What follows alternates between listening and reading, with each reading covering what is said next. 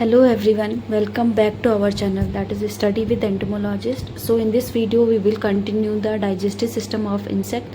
In that we already have learned that the foregut and the midgut of the insect digestive system. So today we will start from the hindgut. Hindgut have three parts. First one is pylorus, second is ileum and the third part name is rectum. ठीक है.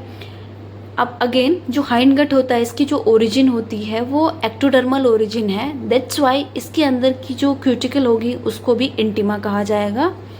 Hind gut में होने की वजह से इसको hind intima कहेंगे. Comparison करेंगे फोरगट और मिडगट की इंटिमा का, तो जो फोरगट और हाइंड गट की इंटिमा का अगर कंपैरिजन करेंगे तो हाइंड गट वाली जो होती है वो बहुत पतली होती है. लेस देन 10 माइक्रोमीटर भी उसका डायमीटर नहीं होता है. ऐसा क्यों होता है? क्योंकि अब हाइंड गट को क्या करने हैं, बहुत सारे एब्जॉर्प्शन करने हैं. वहाँ पे वाटर का करना है, लाइक सॉल्ट्स का करना है, मिनरल्स का करना है. तो इन चीज़ों के एब्जॉर्प्शन के लिए ही हाइंड गट को ज़्यादा परमिएबल बनाने के लिए इसे बहुत पतला रखा जाता है. That's why this kinds of modification is present in insect. अब वन बाय वन हम सारे पार्ट पढ़ेंगे. The first part name is pylorus. यही वो पॉइंट है जहाँ से जो डाइजेस्टेड मटेरियल होगा वो एंट्री लेगा गट की तरफ को, हाइंड गट की तरफ को, मिड गट से हाइंड गट की तरफ को आएगा. ठीक है. या फिर यहीं पे जंक्शन है मालपीजियन ट्यूब्यूल्स का ओरिजिनेट पॉइंट. यहीं से सारा खाना एब्जॉर्ब किया जाएगा, उसका जो भी डाइजेस्टेड मटेरियल है मालपीजियन ट्यूब्यूल्स में, और वहीं से आगे उनको फॉरवर्ड कर दिया जाएगा. ठीक है. Food residue from the mid gut and the secretion from the Malpighian tubules. ये पॉइंट होता है जहाँ पे जितना भी बचा हुआ फूड रेजिड्यू है और जो भी मालपीजियन ट्यूब्यूल्स, क्योंकि ओरिजिन पॉइंट यहीं पे है तो यहीं पे वो अपना सारा सिक्रेशंस डालेंगे. उस सिक्रेशन से पूरे खाने में उसको मिक्स किया जाएगा. ठीक है. और यहाँ पे क्या होगा, mixings of juices and the midgut food होगा. सो बहुत सारे इंसेक्ट्स ऐसे होते हैं जिनमें ये पाइलोरस सर्कुलर मसल से बना होता है और ये एक इंस्फिंक्टर की तरह काम करेगा. ठीक है. इंस्फिंक्टर का मतलब क्या है, ये वहाँ पे एक डोर है या फिर पैसेज है जिसका काम होता है controlling the passage of food from midgut to hind gut. एक बार अगर खाना मिडगट से हाइंड गट में आ गया तो दोबारा वो हाइंड गट से मिडगट में नहीं जा सकता है. तो इसका स्पेसिफिक ध्यान रखेगा हमारा पाइलोरस. ठीक है. It means it will prevent the backward flow of the food. Now the second part is ileum. Ileum, it is also known as the intestinium.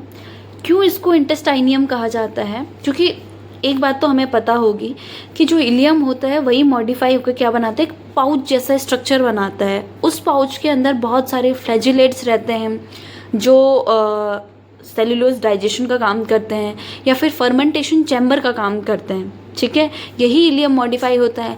तो अगर यहाँ पे किसी चीज़ का डाइजेशन चल रहा है तो हमें पता है वर्टिब्रेट्स में डाइजेशन होता क्या है, स्मॉल इंटेस्टाइन में होता है. तो उसी को कोरिलेट करके इलियम को इंटेस्टाइनियम कहा गया है. ठीक है. इस नाम को याद रखना, ये फिर से बहुत इंपॉर्टेंट नाम हो जाता है.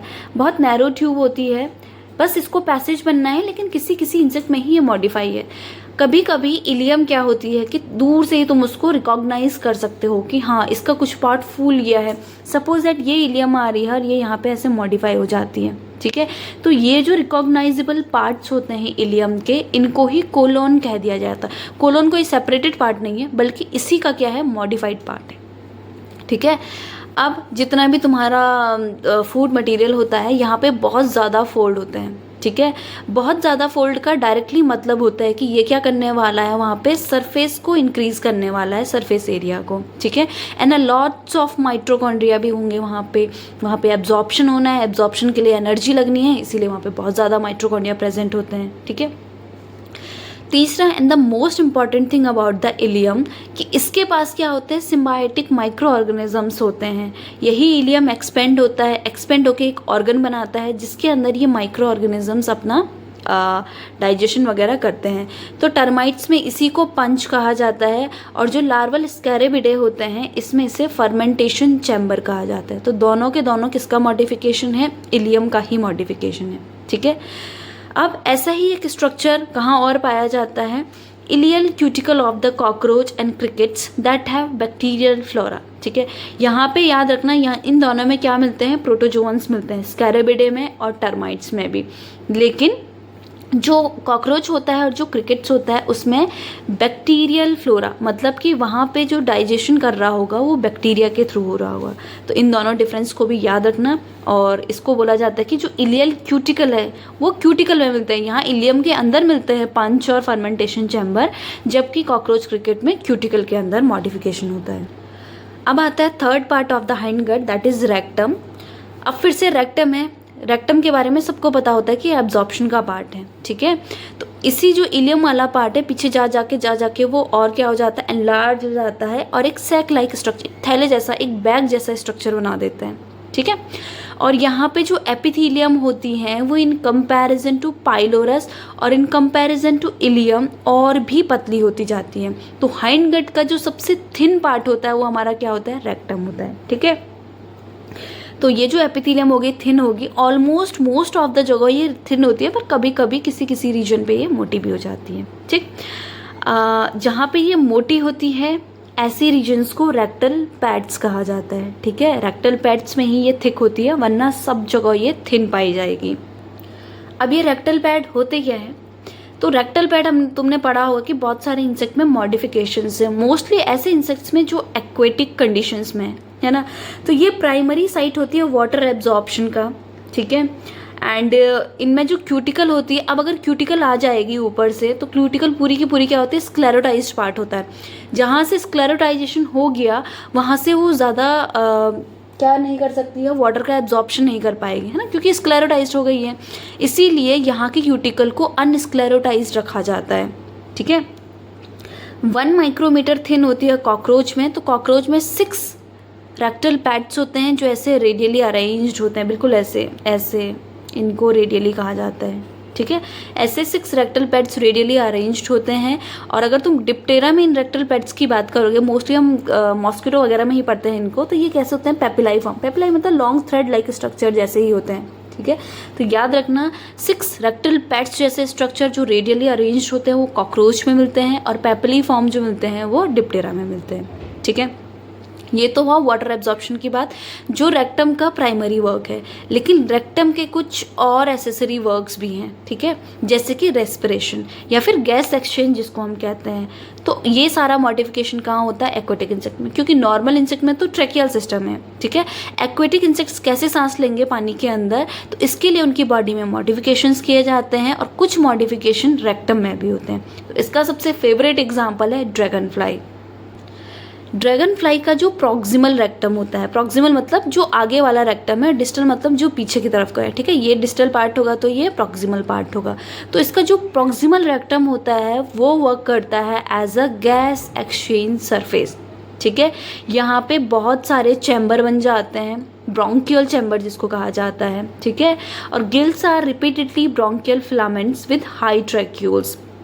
अब क्यों हम इनको एक्वेटिक गिल्स कहेंगे, क्योंकि ये काम करते हैं एज अ गिल के जैसे। गिल का काम है वहाँ से जो डिजॉल्व वाटर में जो ऑक्सीजन होती है उसको फिल्टर करके बॉडी के अंदर लेना। लाइकवाइज काम किया जाता है इन ब्रैंक्यूल से, क्योंकि इनके पास सप्लाई होती है बहुत ज़्यादा। मतलब सपोज दैट यहाँ पे ब्रैंक्यूल हैं तो इसके तुरंत नीचे पे क्या होंगे, बहुत सारी ट्रैकिया की सप्लाई होगी, ताकि जैसे ही डिजॉल्व एक्वेटिक ऑक्सीजन उनके पास आए तुरंत पूरी बॉडी में क्या कर दिया जाए, सर्कुलेट कर दिया जाए, ठीक है। और इन्हीं गिल्स के बेस पे क्या होती हैं, क्लोराइड सेल्स होती हैं। क्लोराइड सेल्स का काम क्या होता है, क्लोराइड का एक्टिवली एब्जॉर्प्शन होता है, या फिर क्लोराइड के अलावा जितने भी इनऑर्गेनिक आयन प्रेजेंट्स हैं एक्वेटिक एरिया में उन सब का एब्जॉर्प्शन क्लोराइड सेल का काम होता है। तो याद रखना जो तुम्हारे रेक्टल गिल्स होते हैं इनको हम रेक्टल गिल कहेंगे।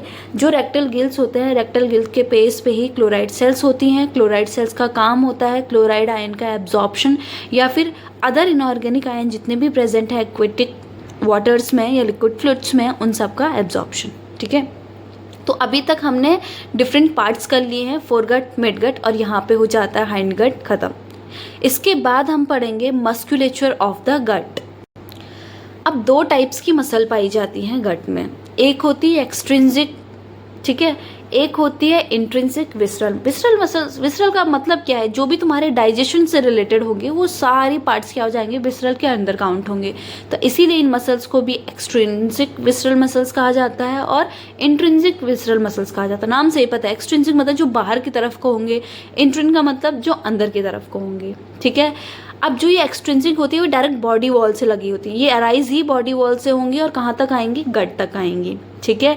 जबकि जो तुम्हारी इंट्रिंसिक होगी वो अंदर की तरफ वो है, तो गट से ही इनका ओरिजिन होगा और गट से ही एसोसिएटेड होंगे। तो पहला डिफरेंस तो इनके बीच ये हो जाता है कि ये बॉडी वॉल से अराइज होती हैं और गट तक जाती हैं, ये गट में ही अराइज होती है और गट में ही रह जाती हैं।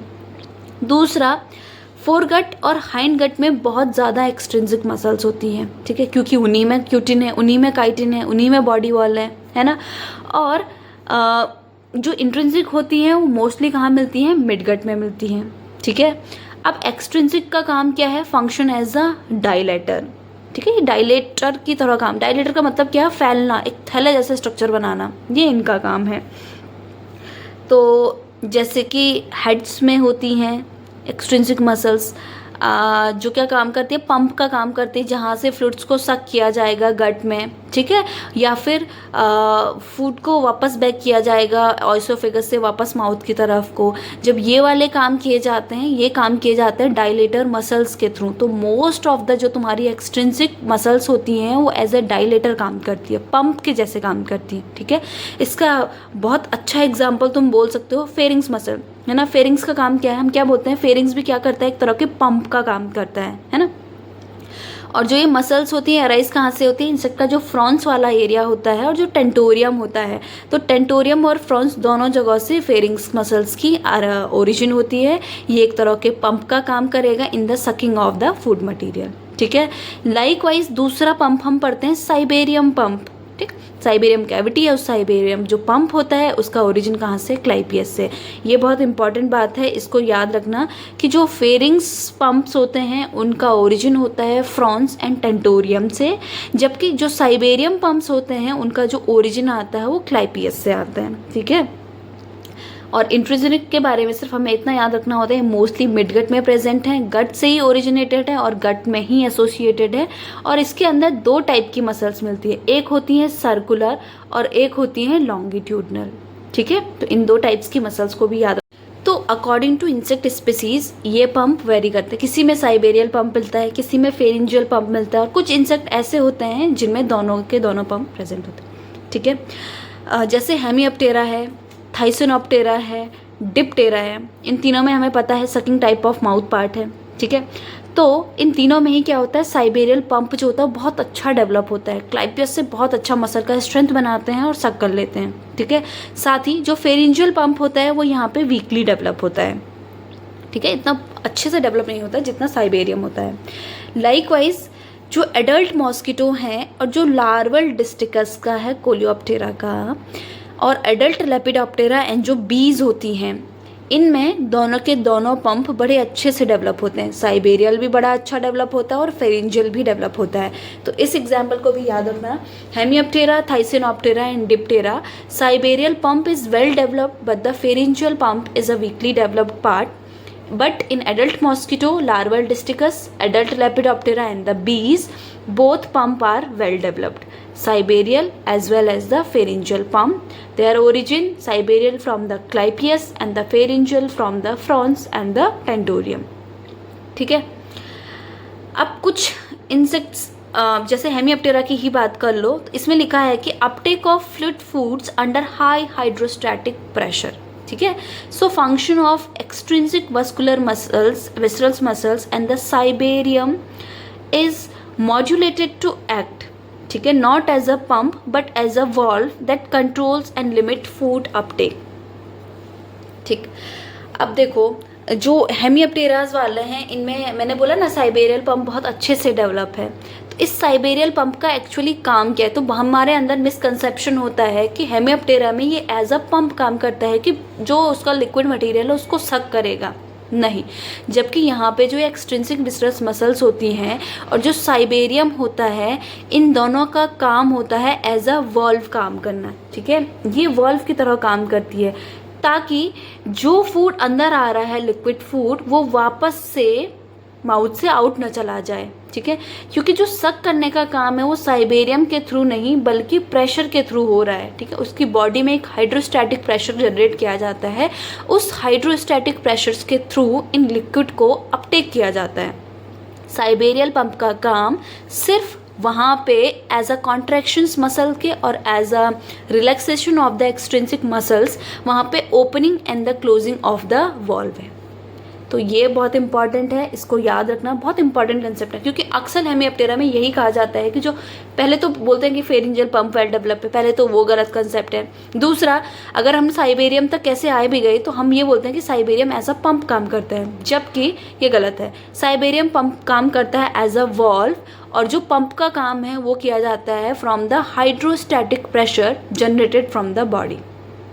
ठीक है, ये कंसेप्ट याद रखना। नाउ जो एक्सट्रिंसिक वस्कुलर मसल्स होती हैं, अभी हमने पढ़ा रेक्टम में, हमने पढ़ा था ना, वहाँ पे भी कुछ डायलेटर्स होते हैं, है ना, वो काम करते हैं गैस एक्सचेंज के जैसे। तो ये डेवलप होते हैं ड्रैगन फ्लाई में। तो यहाँ पे रेक्टम्स में भी ये प्रेजेंट होते हैं in the form of dilators. Example है ड्रैगन फ्लाई, जहाँ पे रेक्टल गिल्स के जैसे काम करेगा। और जो इंट्रिंसिक वस्कुलर मसल्स की हम बात करेंगे तो हमें पता है ये दोनों टाइप की होती हैं। इनमें सर्कुलर मसल्स भी होती हैं और लॉन्गिट्यूडनल मसल्स भी होती हैं। ठीक है, तो मोस्टली ये कहाँ मिलती हैं? फोरगट में मिलती हैं और मिडगट में मिलती हैं। लेकिन जो मिडगट का डेवलपमेंट होता है वो बहुत पुअर होता है, लेकिन स्पीसीज पे भी डिपेंड करता है। ठीक है, जो मिडगट का डेवलपमेंट है वो पुअर है, लेकिन फोरगट का डेवलपमेंट क्या है, बहुत अच्छे से होता है, जो इंट्रोजिल विसरल मसल्स होती हैं। ठीक, यहाँ तक तो हुआ मस्कुलेचर की बात। अब आते हैं हम in the main process of the digestion. कैसा कैसा डाइजेशन होता है इंसेक्ट के अंदर। तो डाइजेशन का मतलब सिंपली क्या है, chemical transformation of the large and complex molecule into the small molecules. मतलब जो कॉम्प्लेक्स मॉलिक्यूल हैं उनको डाइजेस्टिव जूसेस के थ्रू ग्राइंडिंग, मैकेनिकल, केमिकल, इनको क्या करना होता है, सिंपल मॉलिक्यूल्स में कन्वर्ट करना होता है, उसी को हम डाइजेशन कहते हैं, है ना।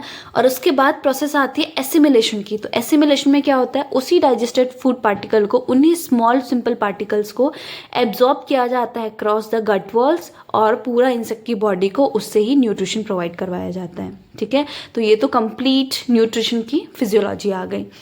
अब जितने भी इंसेक्ट्स होते हैं उनके अंदर इंट्रिंसिक डाइजेस्टिव एंजाइम्स होते हैं। इसका मतलब जो एंजाइम्स होते हैं डाइजेशन के, वो इंसेक्ट की बॉडी के अंदर ही प्रोड्यूस किए जाते हैं। ठीक है, इसीलिए उनको क्या कहा जाता है, इंट्रिंसिक डाइजेस्टिव एंजाइम्स कहा जाता है।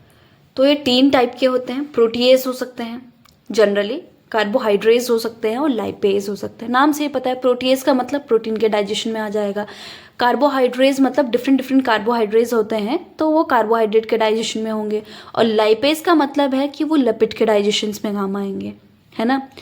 लेकिन कभी कभी क्या होता है कि प्लांट सेल्स जो कंपोनेंट्स होते हैं उनको इंसेक्ट इजीली डाइजेस्ट नहीं कर सकता है विद द इंट्रिंसिक एंजाइम्स। तो इसके लिए उसे कुछ एक्स्ट्रा चीज़ की ज़रूरत पड़ती है। तो इस एक्स्ट्रा चीज़ में कौन काम आता है, माइक्रोबियल डाइजेशन। ठीक है, जो हाइंड गट में प्रेजेंट है, हमने पढ़े ना, फ्लैजिलेट्स प्रेजेंट हैं, बैक्टीरिया प्रेजेंट, वो क्यों प्रेजेंट है, डाइजेशन के लिए प्रेजेंट है। इसको कहा जाता है एक्सट्रिंसिक। एक्सट्रिंसिक क्यों, क्योंकि अब ये इंसेक्ट की बॉडी ने नहीं प्रोड्यूस किया। ये किसने प्रोड्यूस किया, माइक्रोबियल, जो माइक्रोबायोटा है इंसेक्ट की बॉडी के अंदर, उसने प्रोड्यूस किए। ठीक है, तो ये एक्सेप्शन याद रखना, जहाँ पे इंट्रिंसिक जो एंजाइम्स होते हैं वो वर्क नहीं कर पाते हैं, हमें कहीं बाहर से हेल्प लेनी पड़ती है। ठीक है, अब डाइजेशन की जो साइट है प्रिंसिपली मिडगट है। मिडगट को ही हमारा इक्विवेलेंट रखा जाएगा स्मॉल इंटेस्टाइन के। वर्टिब्रेट्स में स्मॉल इंटेस्टाइन में हो रहा है, तो इंसेक्ट में मिडगट में होल डाइजेशन चल रहा है। लेकिन कभी कभी इंसेक्ट में मिडगट से पहले भी डाइजेशन हो जाते हैं, या फिर हम कहें कि इंसेक्ट की बॉडी के आउट भी डाइजेशन हो जाते हैं, तो इनको कहा जाता है एक्स्ट्रा ओरल डाइजेशन। ठीक है, एक्स्ट्रा ओरल डाइजेशन का मतलब होता है डाइजेशन प्रायर टू इंजेशन। अभी उन्होंने उस फूड को माउथ के अंदर सक भी नहीं किया है, उससे पहले ही उसका कुछ पार्शियल डाइजेशन हो चुका है, उसको कहा जाता है एक्स्ट्रा ओरल डाइजेशन। और इसमें सलाइवरी ग्लैंड पार्टिसिपेट्स करती हैं, उनका जो एंजाइम्स होता है वो उस फूड पार्टिकल्स को डाइजेस्ट करवाता है, इसीलिए इसको फोर गट डाइजेशन भी कहा जाता है। कंफ्यूज मत होना, जो एक्स्ट्रा ओरल डाइजेशन है उसको ही फोर गट डाइजेशन भी कहा जाता है, क्योंकि सलाइवरी ग्लैंड पार्ट किसका है, फोर गट का है, तो सलाइवरी ग्लैंड ही वहाँ पे एंजाइम्स प्रोड्यूस कर रही हैं, है ना। That's why it is known as a foregut digestion. अब हम पढ़ेंगे ऐसी कौन सी कंडीशंस हैं जो डाइजेशन के फंक्शन को इन्फ्लुएंस करती हैं। तो बेसिक तीन बातें हैं, temperature, pH and the redox potential. क्योंकि बहुत सारे मिनरल्स आ रहे हैं, बहुत सारे इनऑर्गेनिक आयंस आ रहे हैं, तो आयंस की वजह से हमेशा क्या जनरेट होता है, पोटेंशियल जनरेट होता है। तो ये जो रेडॉक्स पोटेंशियल होता है ये भी बहुत इंपॉर्टेंट होता है डाइजेशन। ठीक है, तो सबसे पहले हम बात कर लेते हैं टेम्परेचर की। वॉन्ट ऑफ का लॉ तो हमने पढ़ा ही होगा कि एवरी 10 डिग्री सेल्सियस पे जो होती है रेट ऑफ एक्टिविटी डबल हो जाती है ना। तो यहाँ पे भी वही लॉ काम करता है टेम्परेचर का मोस्ट ऑफ द इंसेक्ट में। ठीक है, देखेंगे ये लोकस्ट का एक एग्जांपल ले रखा है, तो चार्ट देख लो, इस साइड को टेम्परेचर है और वाई एक्सिस पे क्या है, एंजाइमेटिक एक्टिविटी है। तो पहले तो हमें चार्ट देख के ही समझ आ जाना चाहिए कि जब तक टेम्परेचर 10 के नीचे है तो वहाँ पे बिल्कुल लो एक्टिविटी है, बिल्कुल लो, एंजाइम आ ही नहीं रहे हैं। ठीक है, जैसे जैसे टेम्परेचर इंक्रीज करता जा रहा है अप टू 30-35 तक, तो यहाँ पे जो उनकी एंजाइमेटिक एक्टिविटी होती है वो बिल्कुल पीक पे चली जा रही है। लेकिन जैसे ही टेम्परेचर बढ़ा 40 के आगे अप टू 50 से जैसे ही 50 पे आया पूरा लो हो गया, और 40 to 50 पे क्या हो गया, वही रेंज रह गई, है ना। देख रहे हो, तो टेम्परेचर के साथ क्या हो रहा है, जो एंजाइम की एक्टिविटी है वो वेरी कर रही है। तो टेम्परेचर इसीलिए इंपॉर्टेंट हो जाता है क्योंकि जो मिडगट के एंजाइम्स होते हैं डायरेक्टली रिलेटेड टू टेम्परेचर्स। तो देख लो, वेरी लो एक्टिविटी होती है जब लेस देन 10 है, या इक्वल 10 भी है तब भी बहुत कम एक्टिविटी है यहाँ पे एंजाइम्स की। मैक्सिमम एक्टिविटी हमें कहाँ देखने को मिल रही है, इस जोन में 35 to 45 वाले जोन में ही सबसे ज़्यादा एक्टिविटी है। ठीक है, और अगर हम 45 से ऊपर गए, इसका टेम्परेचर अगर 45 से ऊपर गया तो वहाँ पे क्या हो जाएगा, एंजाइम डीनेचर्ड्स हो जाएंगे। इंक्रीजिंग टेम्परेचर्स के साथ एंजाइम की एक्टिविटी तो बढ़ती है लेकिन एक पर्टिकुलर टेम्परेचर तक ही बढ़ पाएगी। उस टेम्परेचर के आगे अगर हम जाएंगे तो जो एंजाइम्स होंगे, क्योंकि enzymes are proteins, high temperature पे प्रोटीन क्या हो जाती है, डीनेचर हो जाती है, ब्रेक आउट हो जाती हैं, तो यहाँ पे एंजाइम्स भी ब्रेक डाउन हो जाते हैं। ठीक है, ये याद रखना। ये तो सिंपल सबके लिए ही ये क्या होगा, जनरलाइज होगा। ठीक है, कि टेम्परेचर बढ़ने के साथ एंजाइमेटिक एक्टिविटी बढ़ेगी, और अगर हद से ज़्यादा बढ़ा दिया तो क्या हो जाएंगे, डीनेचर हो जाएंगे। दूसरा इंपॉर्टेंट फैक्टर आता है पीएच का। तो जो पीएच होता है ये पूरी मिडगट में वेरी करता रहता है। ठीक है, इनिशियल मिडगट में कुछ और होगा, मिडिल मिडगट में कुछ और होगा, हाइंड वाले पार्ट्स में क्या होता है, कुछ और होता है। ठीक है, अब वो रेंज होती है, वो जो रेंज वेरी करती है वो 5.8 to 7.3 वेरी करती है। ठीक है, इतना जनरल, मतलब जनरलाइज इंसेक्ट में ऐसा होगा, स्पेशल इंसेक्ट्स में ये वेरी करता है। तो जनरल हमारे इंसेक्ट कौन है, ग्रास हॉपर है, लोकस्ट है, यही है जिनके ऊपर हम सबसे ज़्यादा स्टडी करते हैं। तो ये रेंज याद रखना, 5.8 to 7.3 means slightly acidic to alkaline ही गट का पीएच रहता है।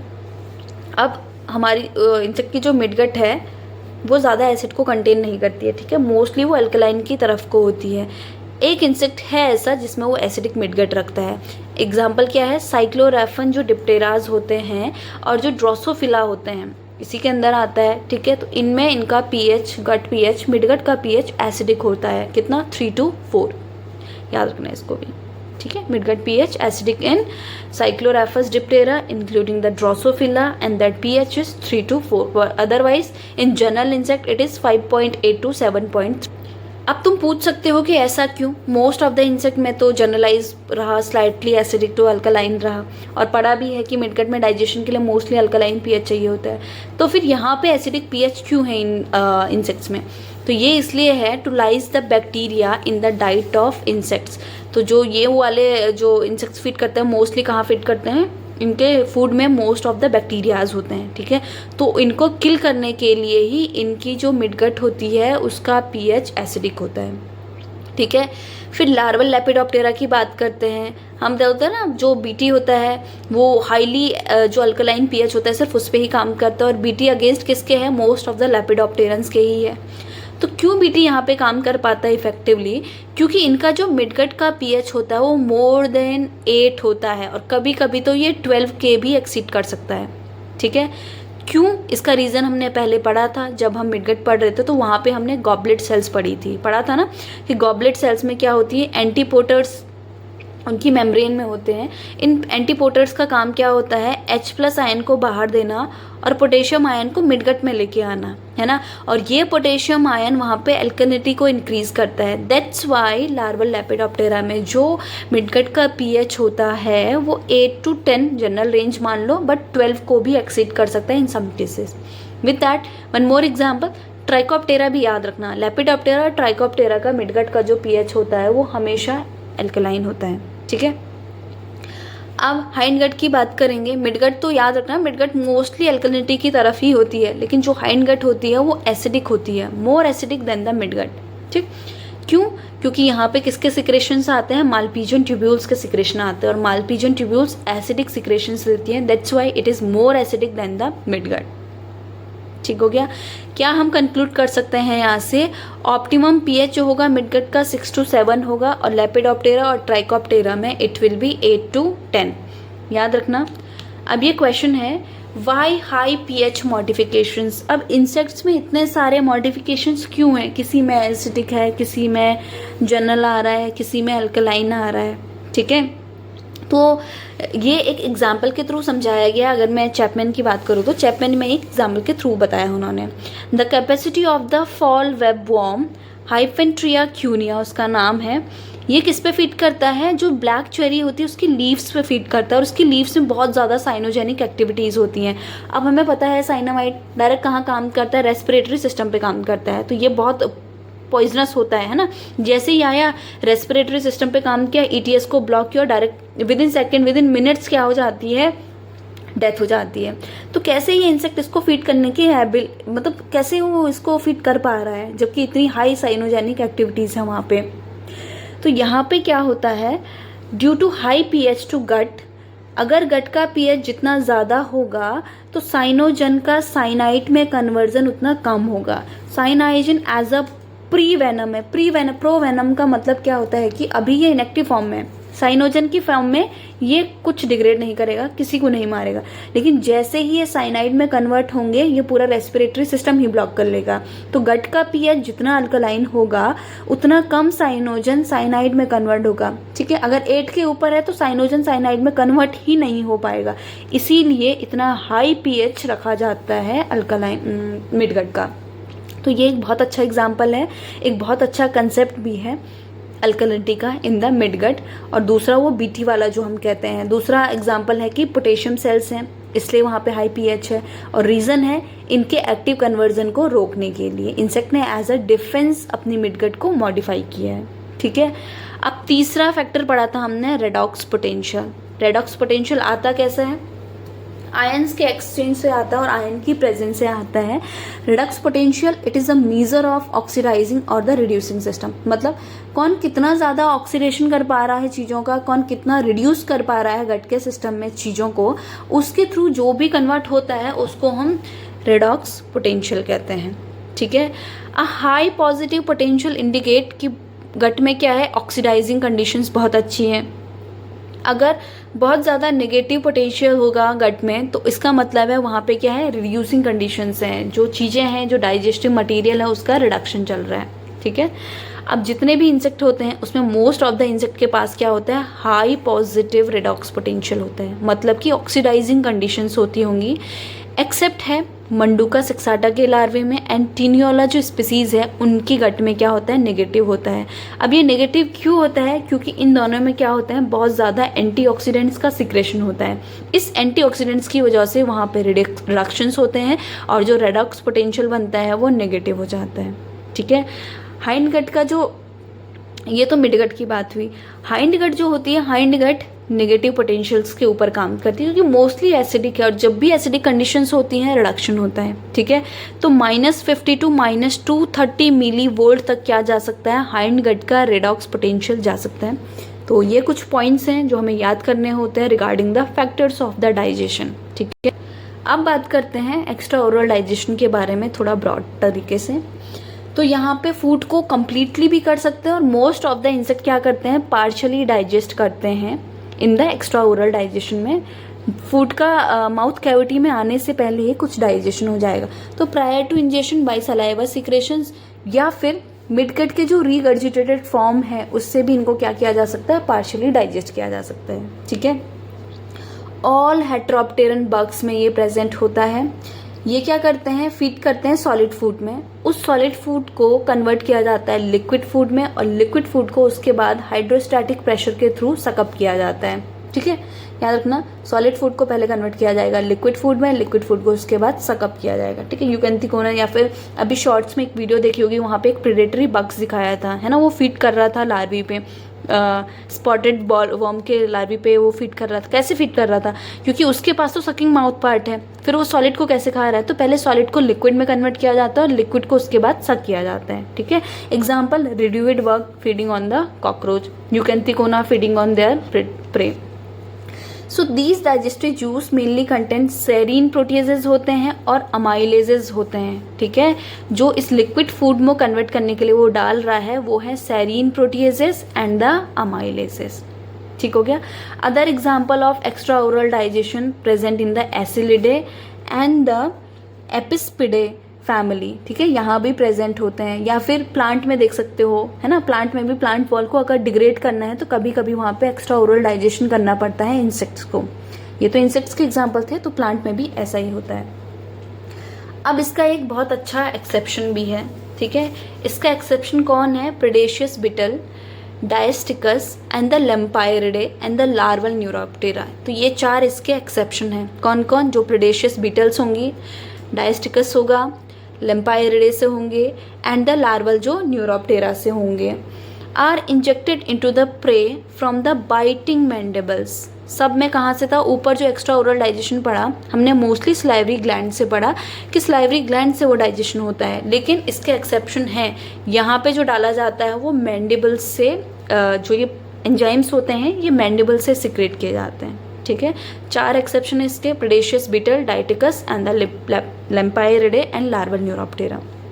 ठीक है, ऐसा क्यों? क्योंकि बीटल्स के पास लाइवरी ग्लैंड नहीं होती, इसीलिए मिडगट ने जो भी एंजाइम्स को बनाया होता है उन्हीं मिडगट के एंजाइम्स को ये सिक्रेट करते हैं थ्रू मैंडिबल्स, इसीलिए इसको एज अ एक्सेप्शन रखा गया है। याद रखना, अब के क्वेश्चंस में वो क्या कर रहे हैं, ऐसे ही क्वेश्चंस पूछ रहे हैं, इसलिए हमें ऐसा कंसेप्चुअल पढ़ना पड़ेगा अपने कंसेप्ट्स का बिल्डअप करने के लिए। ठीक। तीसरा, proteolytic enzymes also present in the excreta of larval blowfly. सिर्फ सलाइवरी ग्लैंड में नहीं, सिर्फ मैंडिबल्स में ही नहीं, बल्कि एक्सक्रीटा में भी क्या होते हैं, डाइजेस्टिव एंजाइम्स प्रेजेंट होते हैं। क्यों ये ऐसा करते हैं? तो हमने देखा ना, मोस्ट ऑफ द जो डिप्टेरेंस होते हैं वो बैठते कहाँ हैं? किसी एक्सक्रीटा पे ही बैठते हैं, किसी गंदी जगह ही बैठते हैं वो, है ना, या फिर किसी जो ये फ्लैश ब्लोफ्लाई वगैरह तो फ्लैश के ऊपर बैठने वाली हैं, है ना, डोमेस्टिक जो एनिमल्स होते हैं उनके ऊपर लगती हैं। तो ये जब मीट के ऊपर बैठेंगी, in which they live is partially liquefied before it is ingested. तो उस एक्सक्रीटा, जैसे ही उन्होंने वहाँ पे एक्सक्रीट किया तो उस एक्सक्रीटा में प्रोटियोलिटिक एंजाइम्स हैं, तो ये मीट के ऊपर ही बैठी हैं, फ्लैश के ऊपर ही बैठी हैं, तो वहाँ पे क्या हो जाएगा, पार्शियल डाइजेशन हो जाएगा, जिसकी वजह से वो लिक्विफाई हो जाएगा और वो ईजिली उसको इंजेस्ट कर देंगी।